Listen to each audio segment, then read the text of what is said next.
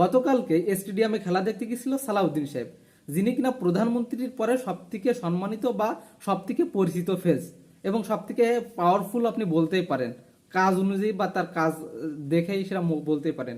সুতরাং তিনি যখন কালকে স্টেডিয়ামে খেলা দেখতে গেছেন, সুতরাং স্টেডিয়ামে জাইন স্ক্রিনে দেখানোর সাথে সাথে চারিদিক থেকে ভুয়া ভুয়া স্লোগান উঠছে।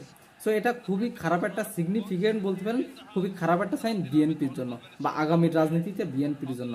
দেখেন, সোশ্যাল মিডিয়ায় কেউ খারাপ কমেন্ট বা হাহা রিয়াক্ট করলে আপনারা বলেন বট এবং সাথে সাথে বলেন গুপ্ত।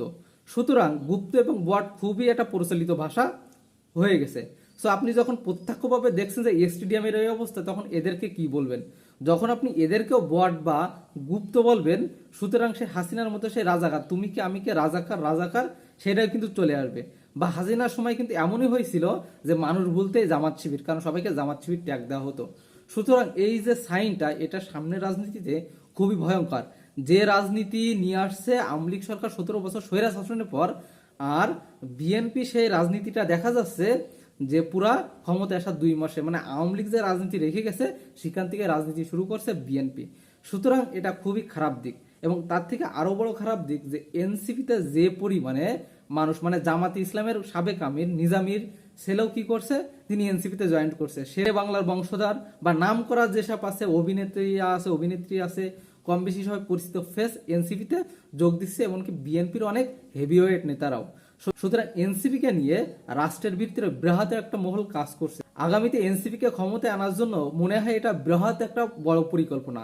এখন বিএনপি কে বুঝতে হবে যে কোনো দেশে বাইনারির বেশি রাজনীতি চলে না। গণতান্ত্রিক দেশে সাধারণত বাইনারি রাজনীতি চলে। বাইনারি রাজনীতি কি, যে মুখ্য দুটো দল থাকে। এখন যেরকম জামাত আছে এবং বিএনপি আছে। আর গত কয়েক বছর বা বাংলাদেশ স্বাধীনতার পর থেকে ছিল কে, যে বিএনপি ছিল, আওয়ামী লীগ ছিল। এখন আওয়ামী লীগ মাইনাস, সামনে 5 বছর আওয়ামী লীগটা এভাবে রেখে দিতে পারলে আওয়ামী লীগ ভ্যানিশ বা আওয়ামী লীগ থাকবে না। এখন যদি এনসিপি নতুন করে চলে আসে বা রাজনৈতিক ময়দানে একদম সামনের সারিতে, তাহলে এখানে হয় জামাতকে মাইনাস হতে হবে, নাহলে বিএনপির মাইনাস হতে হবে।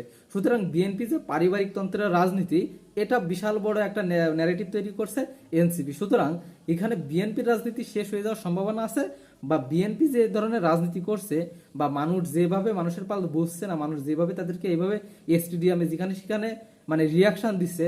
দেখেন গতকালকে কি হয়েছে, যে গতকালকে একটি অনুষ্ঠানে সেখানে জুলাই শহীদের এক পিতা, সে গরম হয়ে গেছে এক এমপির পারে, এমপিকে বিএনপির একজন এমপি নিজামুদ্দিন সাহেব। সো তার উপরে ক্ষিপ্ত হয়ে তিনি বলছে যে কি, যে জুলাই সনদ বাস্তবায়ন করেন, এসব মিষ্টি কথা চলবে না। সুতরাং জনগণের এই যে খুব দ্রুত রিয়াকশন দিচ্ছে এই সরকারের পরে, এটা আগামীর জন্য খুবই ভয়ানক সাইন দাঁড় করছে বিএনপির জন্য। সুতরাং বিএনপির রাজনীতিতে টিকে থাকতে হলে বিশাল বড় চ্যালেঞ্জ জনগণের পালস বোঝা। এখন দেখা যাক বিএনপি আসলে বাংলাদেশের এই বাইনারি রাজনীতিতে টিকে থাকতে চাই, নাকি -1 ফর্মুলা কমপ্লিট, এখন -2 তে বা আর একটা -1 ফর্মুলার জন্য বিএনপি প্রস্তুত আছে কি নাই।